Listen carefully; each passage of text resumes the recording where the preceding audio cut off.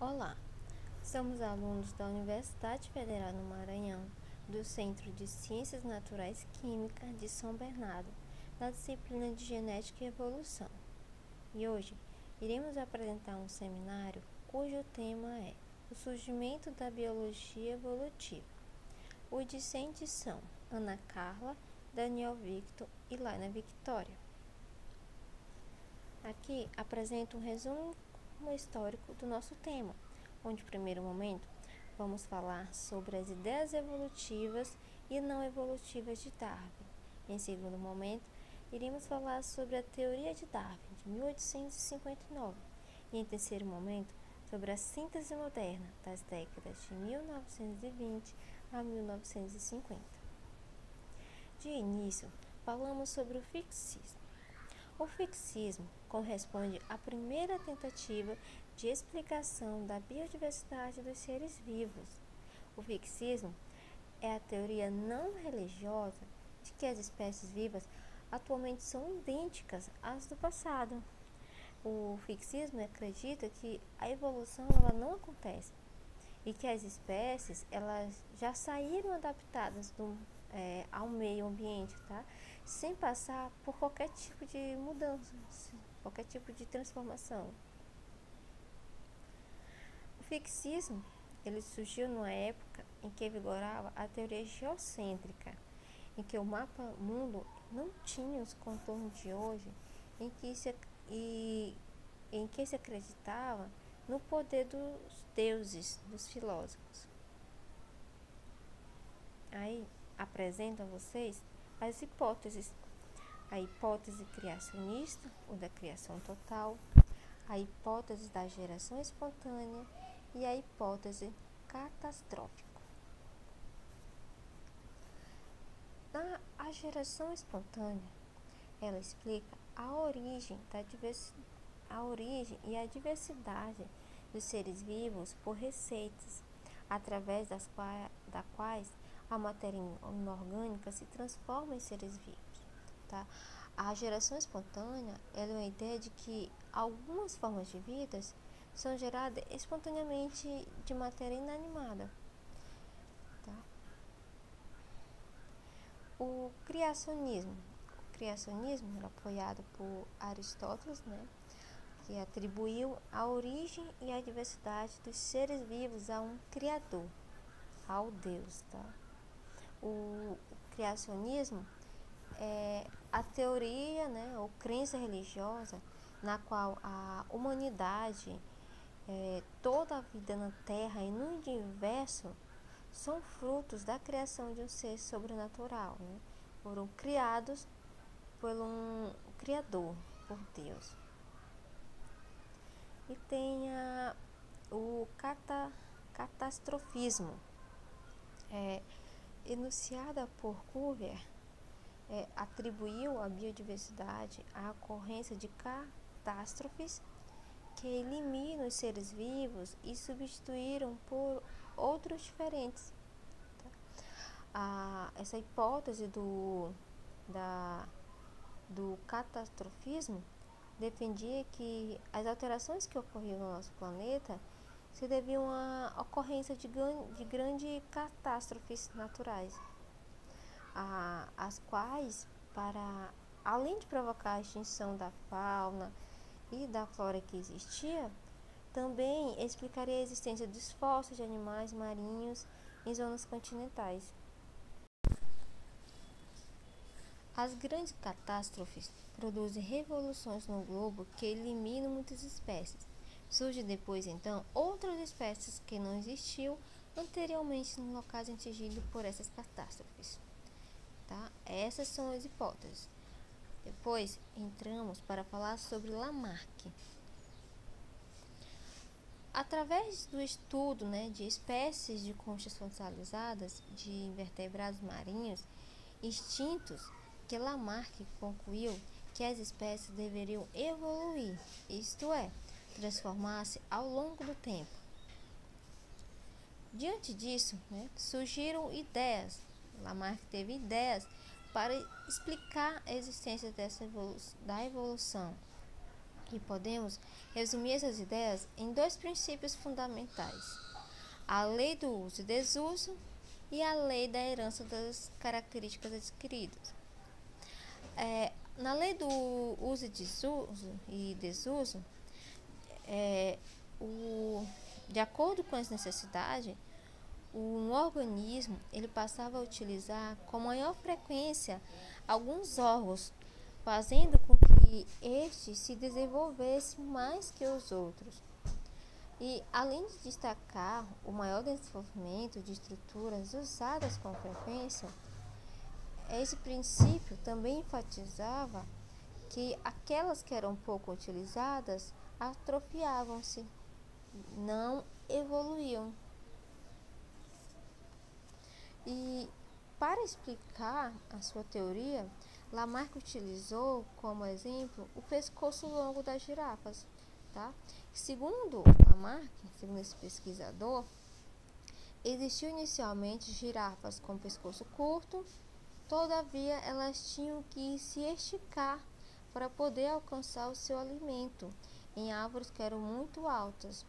E diante do esforço constante para conseguir esse alimento, o pescoço foi aumentando de tamanho progressivamente e cada geração apresentava-se maior do que a geração anterior. Como observamos na imagem, onde tem a girafa dos pescoços menores, uma girafa do pescoço um pouquinho maior e tem as girafas dos pescoços bem grandes. Então, de acordo com Lamarck, aquelas que tinham um pescoço maior iam sobrevivendo, tá? Aquelas que esticavam-se mais para alcançar seu alimento, com o esforço dela, elas conseguiam o alimento e iam aumentando o tamanho do seu pescoço, e assim a sua geração ia apresentar-se com um pescoço maior do que a geração anterior. A faculdade dos seres vivos de desenvolver características estruturais ou funcionais que lhe permitissem sobreviver e reproduzir-se em determinados ambientes. Tem a adaptação, eles se adaptavam ao ambiente.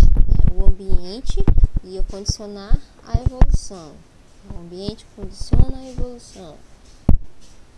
Aí vemos que há modificações ambientais, as modificações do ambiente originam as novas necessidades, tá?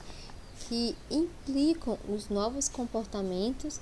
Aí entra as teorias de Lamarck do uso e desuso, que no uso há o desenvolvimento dos órgãos, o desuso, a atrofiação.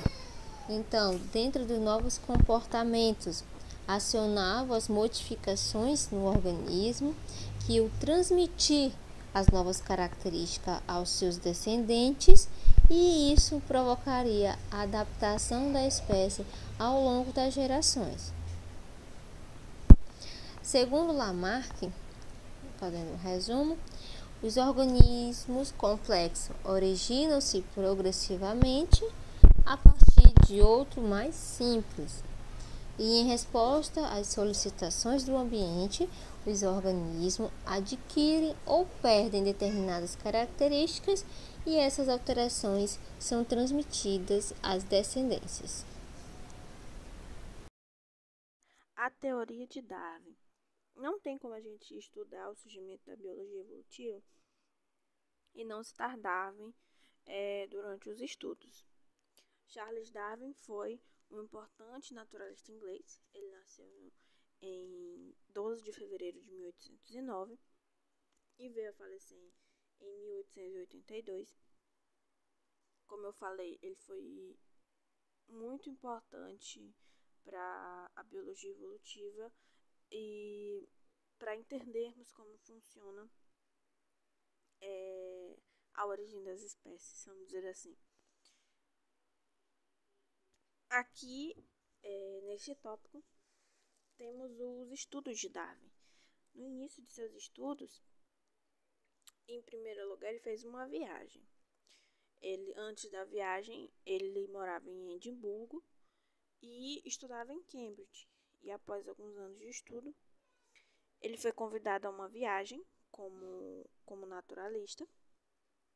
que nessa viagem ele navegou em um navio que é famoso, chamado Beagle, rumo à América do Sul e vários outros lugares. Nessa imagenzinha abaixo aí que tem a imagem do Beagle, vocês podem ver a trajetória que Darwin fez durante a sua viagem. E nessa viagem ele passou também pelas Ilhas Galápagos, pelo arquipélago de Ilhas de Galápagos. Então, durante essa viagem, ele percebeu muitas coisas em relação aos animais. Mas quais foram as principais? Durante esses estudos, ele definiu a teoria da seleção natural, que é a que a gente conhece até hoje. Suas principais ideias são embasadas nessas pesquisas que ele fez durante a viagem. E as ideias em si da seleção natural, as principais são as seguintes. Os indivíduos de uma mesma espécie não são idênticos entre si, pois apresentam variações de suas características. Os organismos eles produzem muitos descendentes devido à sua grande capacidade de se reproduzir, mas poucos deles chegam à idade adulta. E por isso, o número de indivíduos de uma espécie ele se mantém constante ao longo das gerações, ao longo do tempo.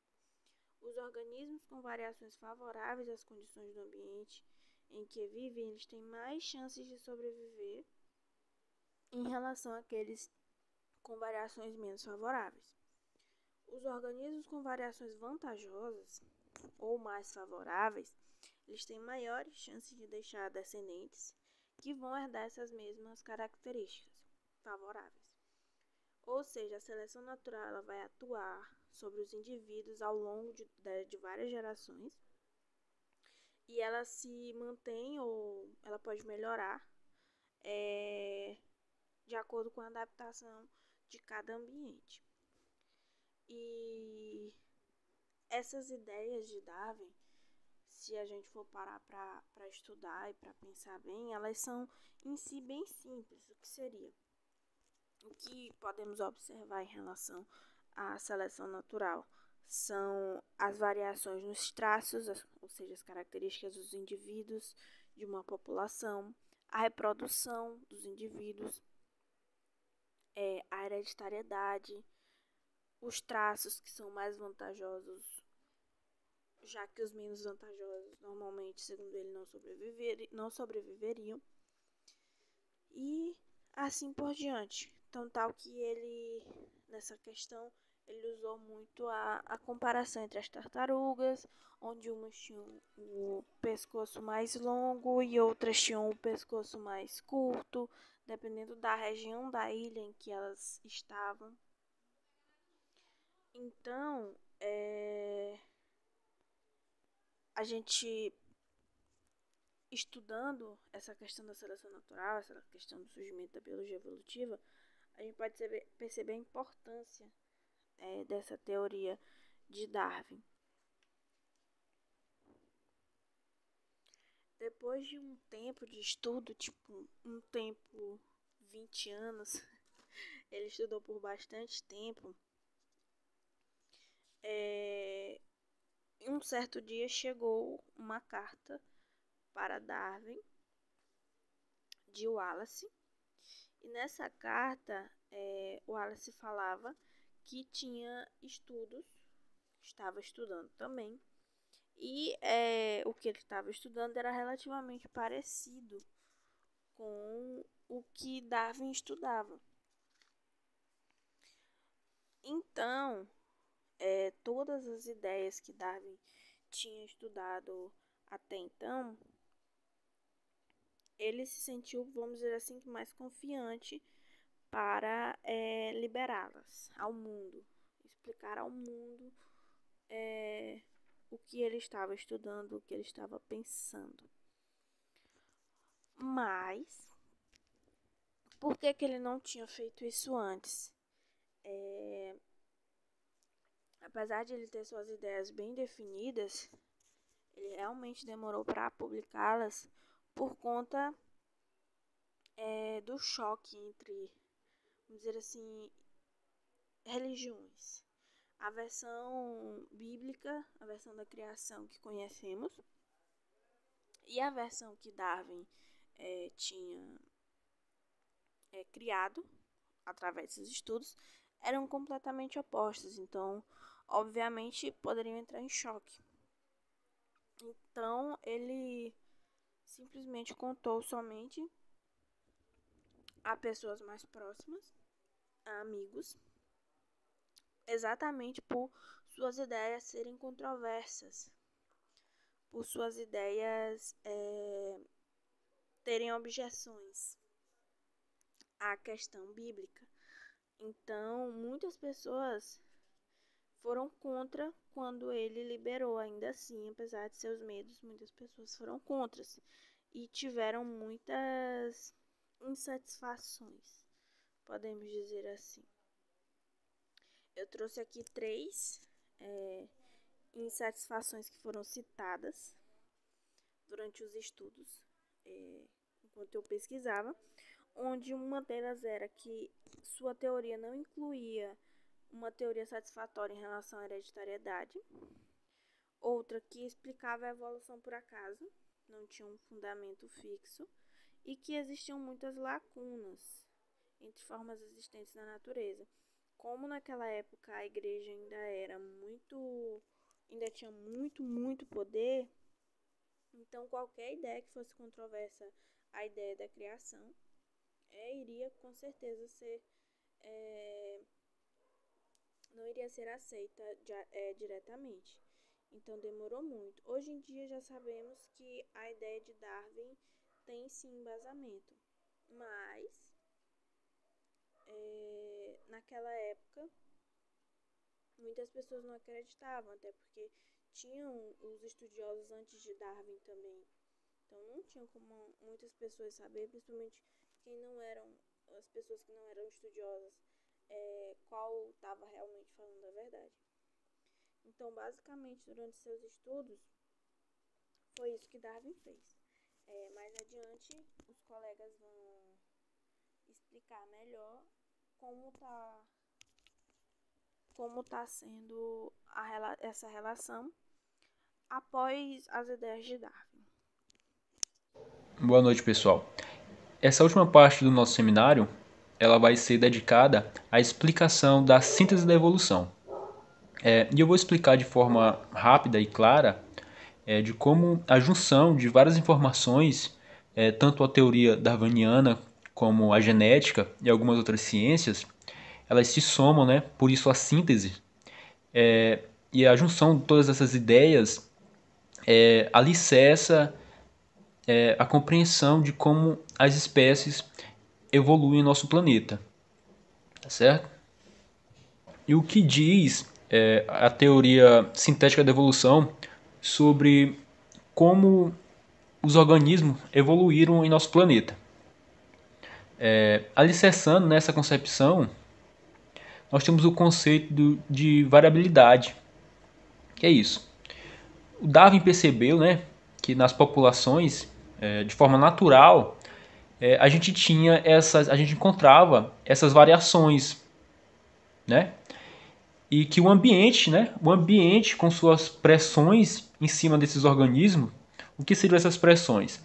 Seriam os predadores, seriam os parasitas, a falta de comida, né?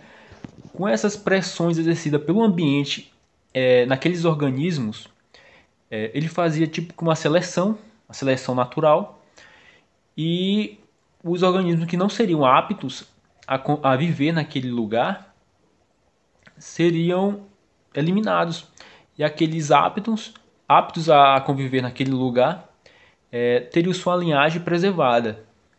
Essa seleção de variantes pelo ambiente, que é chamada de seleção natural, essa é a ideia central do darwinismo, certo? Porém, Darwin ele não conseguiu explicar como essas variações ocorriam. E essa lacuna ela só foi ser preenchida no início do século XX com a genética. E graças à síntese, né, dessas informações, tanto dessa soma de informações, tanto da genética como darwinismo, hoje a gente sabe o que Darwin não sabia lá atrás, no século XIX, de que como surgia essas variabilidades, né? Hoje a gente sabe que é graças à genética e à recombinação genética, certo? Que são eventos aleatórios, eventos casuais. E que esses são os eventos, né? São os fatores gerador dessas variações. Então, pessoal, graças a essa síntese, né, de informações, a gente pode concluir que a evolução vem de quê? Ela vem de um evento aleatório, né, que é o responsável pela variação, e um evento guiado, né, guiado pelo ambiente, pelas condições do ambiente, que é a seleção natural. E essas duas forças se colidem, né, uma gerando as variações, a outra eliminando essas variabilidades, né, e isso acaba sendo que um motor no processo de geração de novas espécies, certo? Para ilustrar melhor a teoria sintética da evolução, vamos aqui debater um pouco sobre como aparece a resistência às bactérias, a resistência aos antibióticos, certo? Essa resistência, assim como qualquer outra característica em qualquer outro animal, né, que surge na natureza, ela vem de um evento casual, um evento aleatório, ou seja, mutações, recombinações genéticas, certo? Então, pessoal, se vocês observarem aqui no cantinho esquerdo, veremos duas bactérias na cor vermelha. Essa cor indica que essas bactérias têm a resistência a um certo antibiótico, certo? Essas bactérias, elas adquiriram essa resistência a esse antibiótico de forma casual, forma aleatória, através de mutações genéticas, recombinações, certo? E o que acontece? Esses antibióticos, eles simplesmente vão só selecionar essas bactérias resistentes. Fazendo o quê? Eles vão matar, eliminar todas essas outras que não têm a resistência a esse antibiótico e vão deixar um ambiente propício à proliferação, né, dessas outras bactérias que contêm essa determinada resistência, certo? E o ambiente vai ficar com mais espaço, mais alimentos para essas bactérias se reproduzirem, assim aumentando o número de bactérias resistentes, né? E tornando toda aquela população resistente àquele determinado antibiótico, certo? Simplesmente houve uma seleção, né, advinda do antibiótico. E isso é tão grave, né, esse uso, essa resistência adquirida através de mutações de eventos aleatórios, que a própria Organização da Saúde, né, Mundial da Saúde, ela adverte o uso exagerado de antibióticos. Por quê? Porque esse uso indevido, né, corriqueiro de antibióticos, ele acaba selecionando essas bactérias resistentes e tornando cada vez mais gerações de bactérias resistentes aos nossos antibióticos. E isso se torna perigoso, porque chega um ponto que não tem tempo mais para desenvolver novos antibióticos para matar, eliminar essas bactérias que adquiriram resistência aos antigos antibióticos, certo? Então, pessoal, essa foi a nossa apresentação. Espero que vocês tenham gostado. Qualquer pergunta podem deixar aí nos comentários que a gente tenta responder, certo?